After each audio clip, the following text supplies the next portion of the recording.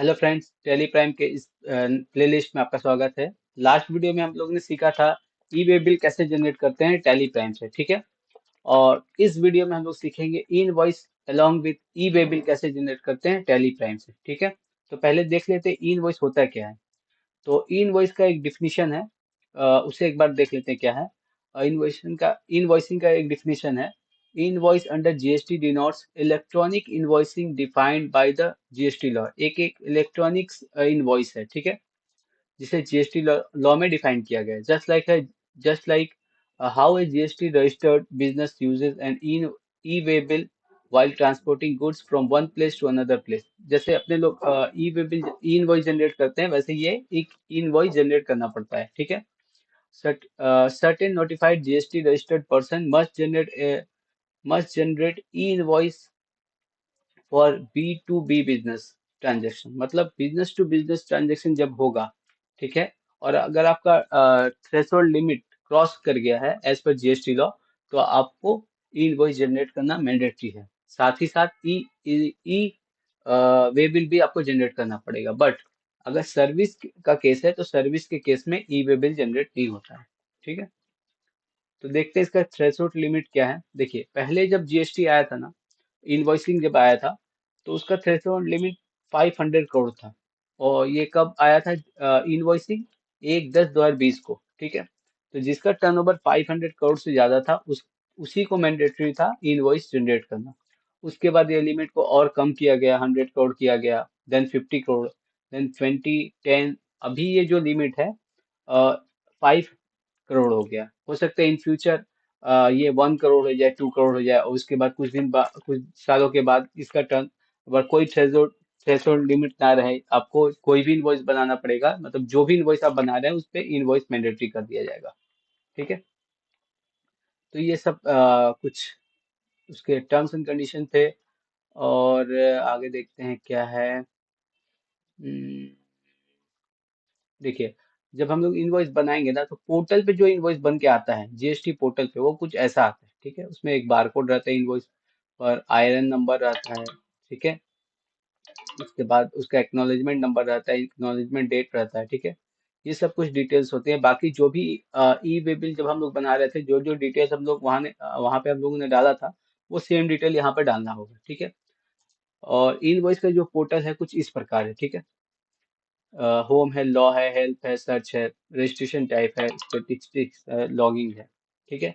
तो पहले सबसे पहले क्या करना पड़ता है, आपको रजिस्ट्रेशन कराना पड़ता है पोर्टल लॉगिंग में करने के लिए, ठीक है। तो रजिस्ट्रेशन कैसे होगा, देखिए इसका एक यूजर मैनुअल दिया है इनवॉइस पोर्टल ने। इसका यूजर मैनुअल कुछ इस प्रकार का है। ये आपका होम पेज है। होम पेज पे क्लिक करने पे ये रजिस्ट्रेशन टैब है, इस पे क्लिक जब कीजिएगा, तो आपके पास एक नया इनवॉइस रजिस्ट्रेशन फॉर्म खुलेगा कुछ इस प्रकार। यहाँ जाते हैं तो यहाँ पे जब पोर्टल लॉगिन करेंगे तो यहाँ पे खुलेगा, ठीक है।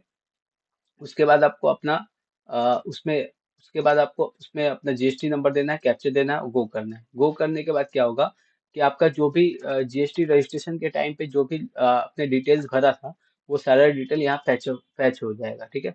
फैच होने के बाद आपको एक ओटीपी यहाँ सेंड करना है। फिर ओटीपी सेंड करने पे वो ओटीपी को वैलिडेट करना है। वैलिडेट करने के बाद आपके पास एक पॉपअप स्क्रीन आएगा, जिसमें आपको अपना इनवॉइस का यूजर नेम और पासवर्ड डालना पड़ेगा, ठीक है। यूजर नेम पासवर्ड डालने के बाद आपका सेकेंड ऑप्शन क्या होता है, सेकेंड ऑप्शन में आपको यहाँ से ई इनवॉइस इनेबलीमेंट करना पड़ेगा, इनेबल करना पड़ेगा अपने इनवॉइस को। तो फिर से आपको वहाँ पे अपने जीएसटी नंबर डालना है, ठीक है।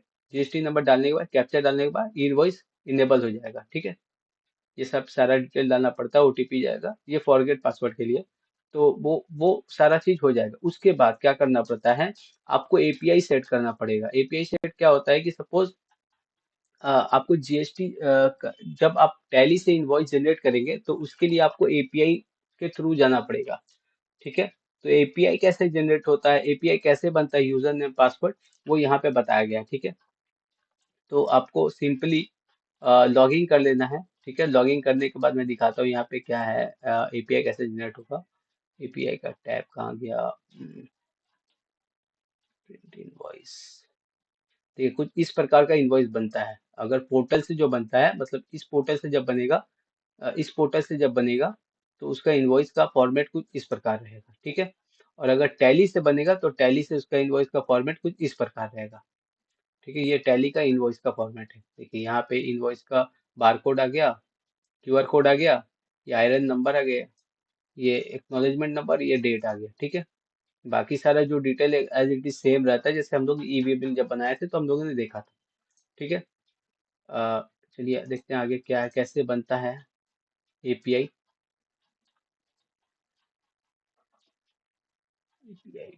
एपीआई टैब कहाँ गया? यूजर मैनेजमेंट, ये सुन नहीं है। हाँ ये रहा। एपीआई में क्या करना पड़ता है कि आपको जब भी एपीआई बनाना है तो पहले ये जो टैब है ना, आपको एपीआई रजिस्ट्रेशन करवाना पड़ेगा, ठीक है। तो लेफ्ट साइड में आप देखिएगा एक यूजर मैनेजमेंट का टैब होता है, मैं दिखा देता हूँ कहाँ पर। अ, ये रहा। देखिए यूजर मैनेजमेंट के टैब में यहाँ पे एपीआई यूजर मैनेजमेंट है, ठीक है। एपीआई यूजर मैनेजमेंट करने के बाद उस पे एक रजिस्ट्रेशन का आएगा, एपीआई रजिस्ट्रेशन का, उस पर क्लिक करना होगा। क्लिक करने के बाद आपका ये वाला टैब खुलेगा, ऐसा कुछ टैब खुलेगा एपीआई रजिस्ट्रेशन का, ठीक है।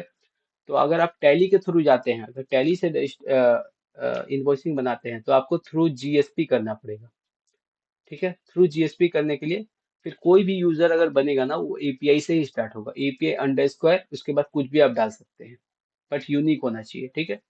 उसके बाद आप यूजर नेम पासवर्ड यहाँ सेलेक्ट कर सकते हैं।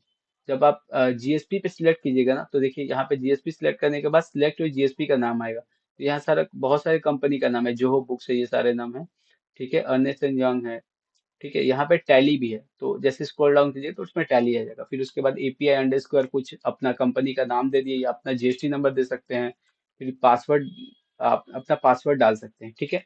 और सेम चीज आप यहाँ पे आप जब भी आप इनवॉइस बनाइएगा टैली में, तो वही यही यूजर आईडी, यही जो यहाँ पे आपने बनाया ना यूजर, एपीआई अंडरस्कोर अपने जीएसटी नंबर डाल के और पासवर्ड, यही यूजर आईडी और पासवर्ड आपको देना होगा फॉर ई इनवॉइसिंग और फॉर ई वे बिल के लिए। तो आपको बार बार पोर्टल पे जाके लॉगिन नहीं करना पड़ेगा, जरूरत नहीं है उसका लॉगिन करने का। आप डायरेक्ट एपीआई थ्रू यहाँ से बना सकते हैं अपने इनवॉइस और ई वे बिल, ठीक है। तो चलिए देखते हैं कैसे हम लोग यहाँ पे इनवॉइस बनाते हैं। चलिए मेरे पास एक ऑलरेडी बिल बना हुआ है, तो हम लोग सिम एकदम सेम ये इसी को एक इनवॉइस में कन्वर्ट करेंगे। ये इनवॉइस ऑलरेडी है, हम लोग टैली में कैसे बनाना है वो हम लोग देख लेते हैं, ठीक है। तो चलिए स्टार्ट करते हैं। तो पहले एक कंपनी बना लेते हैं हम लोग। Education mode, create company. Create company का नाम देते हैं यहाँ पे, यही दे देते हैं office things and private limited. Address क्या है? 15 MG road, Kolkata, West Bengal 08010। Email है क्या? ईमेल है, डाल देते हैं ईमेल एड्रेस। डाल दिए, वेबसाइट कुछ नहीं है, कंट्रोल ए कर दिए, सेव, ठीक है। अब क्या करना होगा, हमें जीएसटी इनेबल करना होगा। तो मेरा जीएसटी नंबर क्या है? ये रहा जीएसटी नंबर। तो इसको हम लोग पेस्ट कर देते हैं, कॉपी करके पेस्ट कर दिया। अब यहाँ से पूछ रहा है कि ई इनवॉइस एप्लीकेबल तो करना है कि नहीं। तो मेरा अगर टर्नओवर 5 करोड़ से ज्यादा है तो मेरे को ये इनेबल करना होगा, अगर नहीं है तो छोड़ देना। अगर टर्नओवर 5 करोड़ से ज्यादा है तो इसे यस करना है। उसके बाद पूछे कब से आप लोग को अप्लाई करना है इसको। तो मेरा 1/4 से ही मेरा 22-23 का जो टर्नओवर था वो 5 करोड़ से ज्यादा था, ठीक है। तो वो क्या होगा, नेक्स्ट मंथ से हम, नेक्स्ट फाइनेंशियल ईयर से हम इसको इनेबल कर सकते हैं ऐसा, ठीक है। तो नेक्स्ट फाइनेंशियल ईयर से मेरा 1/4/2023 से ये इनेबल हो गया। अब पूछा ई इनवॉइस बिल फ्रॉम प्लेस क्या होगा। तो मेरा वेस्ट बंगाल है, तो वेस्ट बंगाल ही डालेंगे, ठीक है। हो गया। ये ई वे बिल भी आपको एप्लीकेबल करना पड़ेगा, नो रहेगा पहले से, आपको यस करना होगा, ठीक है। मोर डिटेल में क्या है देख लेते हैं। So more detail, registration history, reconciliation, सब छोड़ दीजिए, सब कुछ है नहीं। यस कर दिया, इसको नो नो रखिए अभी के लिए। एलयूटी अभी नहीं चाहिए अपने को। सेव, कंट्रोल ए, हो गया अपना सेटअप, हो गया जीएसटी। अब चलिए बनाते हैं अपना बिल। तो बिल बनाने के लिए F8, तो पता ही होगा, डेट दे देते हैं 1/4/23। चलिए क्रिएट करते हैं एक लेजर, जो कि मेरा स्टारलाइट एंड कंपनी के नाम से होगा, जिसे मैं माल सेल कर रहा हूँ। अब सेल कर रहा हूँ तो ये क्या है, संडे डेटर्स। उसका एड्रेस डाल देते हैं मुंबई का। अच्छा, इसमें मुंबई का एड्रेस डाल देते हैं, इसका एड्रेस। ऐसा लास्ट टाइम हम लोग जब वे बिल बना रहे थे ना, तो इसमें 41 डाले थे, तो वो नहीं ले रहा था। तो इसको हम चेंज करके 001 कर देते हैं, ठीक है, अभी के लिए जस्ट एग्जाम्पल के लिए। स्टेट है इसका महाराष्ट्र। 41 नंबर नहीं देंगे, रेगुलर। इसका जीएसटी नंबर है 27, डाल दिया। इसमें set alter additional GST detail कुछ करना नहीं होता है, और नो करके सेव कर दिया, ठीक है। फिर यहाँ पे dispatch document number, dispatch document number कुछ भी हो सकता है, आप जस्ट एग्जांपल के लिए डाल दीजिए इनवॉइस 001, ठीक है। डिस्पैच थ्रू क्या होगा, रोड, आपको पता ही होगा कहाँ जा रहा है, लोअर परेल। तो आप यहाँ पे काम कर सकते हैं, इसको कॉपी करके ऐसे डाल सकते हैं, या शॉर्ट में आप कोई नाम डाल दिए, ठीक है, लोअर परेल भी डाल सकते हैं। अच्छा, मेरा जो ट्रांसपोर्टर है, आपको पता है होगा, लास्ट टाइम हम लोगों ने बनाया था जब ये बिल, तो वही वही उसी बिल को हम लोगों ने जस्ट एग्जांपल के लिए लिया है। तो मेरा ट्रांसपोर्टर ने, मैं उसका ट्रांसपोर्ट एलआर नंबर उसका मेरे को पता है, ये रहा एलआर नंबर। ये सारा डिटेल्स ट्रांसपोर्टर आपको दे देगा। 1/4/23। गाड़ी नंबर क्या है, ठीक है। ये सारा डिटेल ऑटो फिच हो गया, ठीक है। इंटर मार के आगे बढ़ेंगे। अब अपने को क्या करना होगा कि अपने को आइटम बनाना होगा, क्योंकि आइटम तो है नहीं, नई कंपनी है, तो आइटम बनाते हैं। अल्ट सी, क्लोथिंग को अभी प्राइमरी रखते हैं, इसको क्रिएट करते हैं, पीसेस को, पीसेस फॉर्मल नेम दे देते हैं, पीसेस। यहाँ से डालना होगा, यहाँ से डालना होगा पीसेस, ठीक है। नो, बस स्पेसिफाइड डिटेल। अब उसका एचएसएन पूछ रहा है, तो एचएसएन क्या है मेरे पास, हम लोग के पास है एचएसएन, इसका डाल दिया। डिस्क्रिप्शन छोड़ देते हैं अभी के लिए। एज पर ग्रुप कंपनी नहीं, यहाँ पे देना होगा, स्पेसिफाई करना होगा किस रेट पे ये क्लोथिंग है, खरीद रहे हैं हम लोग। तो 12%, शायद 5% है क्लोथिंग का, राइट, 5% है, 5% डाल दिया हम लोग ने। गुड्स, क्या क्वांटिटी खरीद रहे हैं हम लोग, 66, ठीक है, 660 के रेट से, ठीक है। अब यहाँ पे अपने को सेल्स का लेजर बनाना पड़ेगा। तो सेल्स, अगर हम मेरा प्लेलिस्ट अगर आप लोग फॉलो कर रहे हैं, तो आपको पता ही होगा ये क्यों बनाया जाता है, ठीक है। Sales at the rate 5%, sales under sales, not applicable, not applicable, applicable as per company और ग्रुप कंपनी, स्पेसिफाइड डिटेल्स या टैक्सेबल 5%। हो गया, बन गया लेजर। नेक्स्ट हम लोग को बनाना पड़ेगा शूज का, shoes primary pieces, expiry details यार क्या है, जिसन अपने पास है। यहाँ पे स्पेसिफाइड डिटेल्स 12%। गुड्स, क्या क्वांटिटी है, 211, 750 के रेट से। यहाँ सेल्स का लेजर बनाना पड़ेगा, 12% का, at the rate 12%। Sales not applicable, not applicable, specified details 12%। Goods, तो ले फिट कर दिया। नेक्स्ट आइटम है watches, alt C, D, full B, pieces, applicable, specified details या रजिस्ट्रेशन कोड है अपने पास, स्पेसिफाइड डिटेल्स या टैक्सेबल 18% गुड्स, ठीक है। क्या क्या रेट क्वांटिटी है, 30, क्या रेट से कर दे हम लोग, 870, ठीक है। यहाँ पे कुछ गड़बड़ है, कुछ तो गड़बड़ है। 667,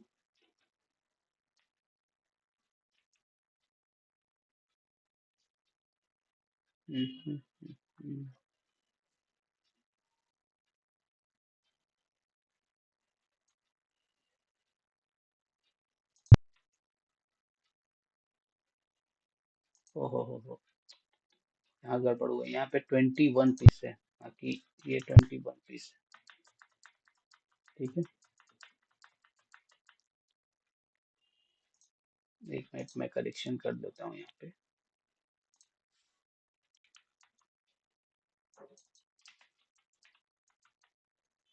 21 पीस है, ठीक है।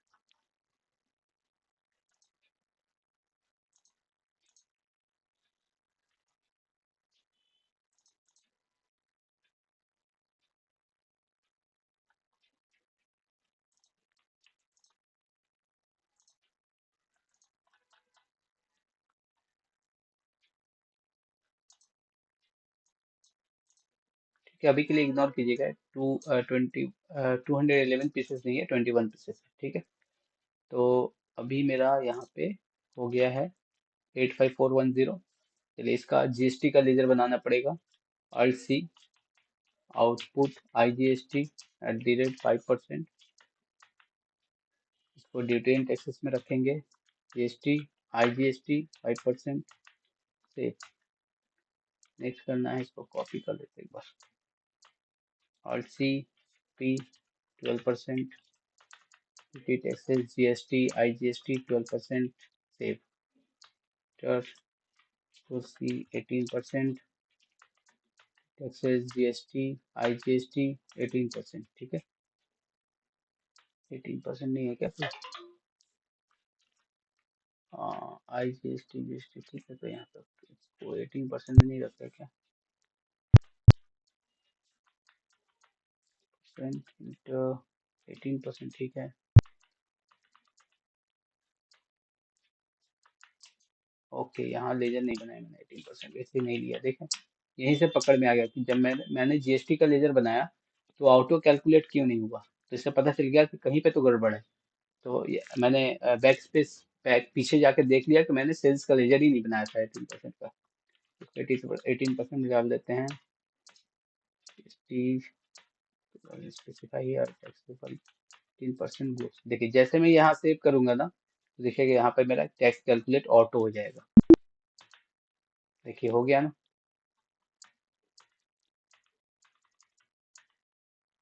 ये है, देखिए अगर आपका डिटेल सारा सही रहेगा ना तो कुछ करना नहीं पड़ता, ये सारा चीज ऑटो कैलकुलेट होता है, ठीक है। अच्छा, लास्ट वीडियो में हम लोगों ने देखा था यहाँ पे सिर्फ एक ही डिटेल्स आ रहा था, provide E way bill details, right. But इस बार देखिए एक और स्लैश दे के आया है, ई इनवॉइस डिटेल। ई वे बिल और ई इनवॉइस का डिटेल एक बार ये मांग रहा है मेरे से, ठीक है। तो मैं इसको यस करता हूँ। यस करने के बाद सारे डिटेल ऑटो फेच हो गया।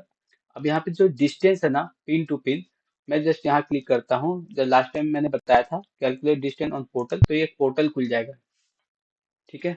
पोर्टल खुलने के बाद अल्ट टैब मारिएगा तो यहाँ पे देखिए आ गया pin to pin distance on e way bill portal. तो इसको क्लिक कीजिएगा तो यहाँ पे अगर अगर एडुकेशन मोड नहीं रहेगा ना तो यहाँ कैलकुलेट होके आ जाएगा। तो हम लोग मैनुअल कैलकुलेट कर लेते हैं, क्या था ये है, हाँ ठीक है।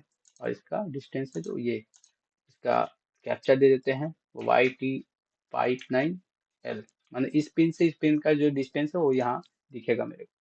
देखिए 1994 डिस्टेंस आ गया यहाँ पे। इसी को उठा के यहाँ डाल देना है 1994। अच्छा, यहाँ से फिर पूछा है ट्रांसपोर्टर नेम, तो ट्रांसपोर्टर नेम अपना क्या था, कलकत्ता ट्रांसपोर्ट। यहाँ से कॉपी कर देखिए ये सब चीज मैं अभी के लिए तो कॉपी कर रहा हूँ, बट ये सब आपको लिखना पड़ेगा मैनुअल, ठीक है। तो अभी मैनुअल हम लिख नहीं रहे हैं टाइम बचाने के लिए, नहीं तो वीडियो बहुत लेंदी हो जाएगा, ठीक है। ट्रांसपोर्टर आईडी डाल दिया, मतलब ट्रांसपोर्टर आईडी मीन्स ट्रांसपोर्टर का जीएसटी नंबर, ओके। अब आते हैं मूड में, पार्ट बी। देखिए कभी कभी क्या होता है ना कि पार्ट बी हम लोग छोड़ देते हैं, नॉट एप्लीकेबल करके छोड़ देंगे। पार्ट बी छोड़ देने से क्या होता है कि ये जो ट्रांसपोर्टर का मैंने आईडी दिया ना, ट्रांसपोर्टर का ये आईडी दिया ना, अब ट्रांसपोर्टर अपना जब लॉग इन करेगा ई वे बिल पोर्टल पे, तो उसको मेरा ये इनवॉइस दिखेगा, ठीक है। और मेरा पार्ट ए भी दिखेगा। अब क्या करेगा वो पार्ट बी में अपना डिटेल भर सकता है कि LR नंबर क्या है, गाड़ी व्हीकल नंबर क्या है, ठीक है। LR का डेट क्या है, ये सारा चीज ट्रांसपोर्टर भर देगा, ठीक है। और भर के जब उसको एक गाड़ी अवेलेबल हो जाएगा तो उस टाइम पे वो गाड़ी छोड़ सकता है। मतलब सपोज मैंने आज इनवॉइस बनाया और मैंने आज इनवॉइस बना के उसको दे दिया पार्ट ए करके। अब आज तो गाड़ी अवेलेबल नहीं है, तो क्या करेगा कि गाड़ी अगर कल अवेलेबल होगा तो वो क्या करेगा कल के डेट पे अपना LR और ये व्हीकल नंबर डाल के उस गाड़ी को वहां से छोड़ देगा, मतलब विथ गुड्स के, ठीक है। ऐसा भी होता है, ठीक है। इस सिचुएशन में ऐसा भी होता है। और अगर अगर दूसरा सिचुएशन क्या होता है कि मैंने यहाँ पे डाल दिया, उसके हिसाब से मैंने यहाँ जो जो उसने डिटेल्स दिया, गाड़ी नंबर या फिर एलआर नंबर और डेट, तो उसके हिसाब से मैंने डिटेल डाल दिया। और आगे जब मैं इसको सेव करके भेजूंगा तो ये डिटेल सारा उसी के पास जाएगा, ट्रांसपोर्टर के पास, क्योंकि मैंने ट्रांसपोर्टर का आईडी यहाँ डाला है। तो फिर क्या होगा ना कि अगर गाड़ी ब्रेक डाउन हो जाता है तो ट्रांसपोर्टर क्या करेगा, अपने लॉगिंग करके ई वे बिल पोर्टल पे अपना यूजर आईडी लॉगिन करके वो गाड़ी नंबर चेंज करेगा, फिर एक नया वे बिल जनरेट करेगा पार्ट बी का। ठीक है, और उसको प्रिंट आउट निकाल के वो गाड़ी वाले को दे देगा, ड्राइवर को। ठीक है, ऐसा होता है। तो ये प्रैक्टिकल चीजें हैं जो आपको मैं बता रहा हूँ, क्योंकि मैं ये daily day to day life में होता रहता है, मैं करता रहता हूँ ये सारा चीज। ठीक है, तो अभी के लिए हम लोग मूड से सिलेक्ट करेंगे, आपको पता ही होगा क्या मूड सिलेक्ट करना है। हम लोगों ने रोड दिया था तो रोड करेंगे, रेल रहेगा तो रेल, एयर रहेगा तो एयर, और शिप रहेगा तो शिप। ठीक है, तो अभी के लिए रोड, मैक्सिमम टाइम रोड ही होता है, रोड करते हैं। देखिए जो मैंने डिटेल ऊपर भरा था ना, सारा डिटेल यहाँ आ गया। ठीक है, डेट उट सारा चीज। अब यहाँ पे अपने को सिलेक्ट करना है रेगुलर। करने के बाद अब यहाँ पे पूछ रहा है, ये देखिए acknowledgement number, acknowledgement IRN number, इसमें ये सिर्फ आपको नहीं भरना है, ये सारा चीज ऑटो फेच होगा। ठीक है, यहाँ पूछा है बिल टू प्लेस और शिप टू प्लेस क्या है। तो बिल टू प्लेस मेरा महाराष्ट्र है, मैं महाराष्ट्र में बिल कर रहा हूँ। ठीक है, और शिप टू प्लेस माल भी महाराष्ट्र ही जाएगा तो शिप भी वहीं पे होगा। ठीक है, तो दोनों महाराष्ट्र में डाल दिए, डालने के बाद यस, ओके ओके, यस। अब यहाँ पे दो चीज पूछ रहा है, लास्ट टाइम क्या पूछा था, do you want to send voucher details of e e way bill, but इस बार पूछा है do you want to send voucher details for invoice and e way bill generation. Last time बोला था e way bill generate करने, but इस बार पूछ रहा है कि आप ई वे बिल साथ ही साथ ई इनवॉइस भी जनरेट कर सकते हैं।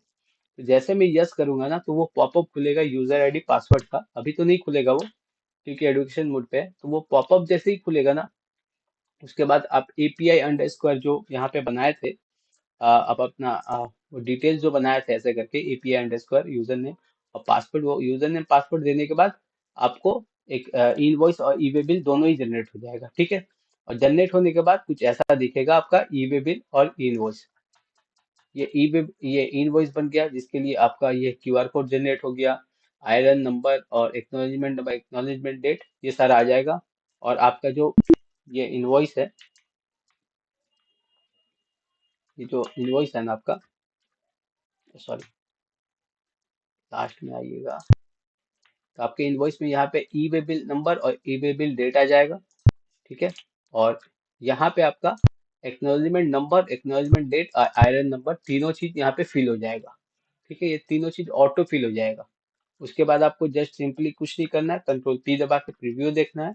देखिएगा यहाँ पे एक बारकोड क्यूआर कोड जनरेट हो जाएगा, ऐसा टाइप का, इस टाइप का एक क्यूआर कोड जनरेट हो जाएगा आपका बिल में, और ये तीनों चीज फिल होके यहाँ पे आ जाएगा आपके इनवॉइस में। ठीक है, और ये थोड़ा इनवॉइस में जो फॉर्मेट है थोड़ा नीचे दब जाएगा।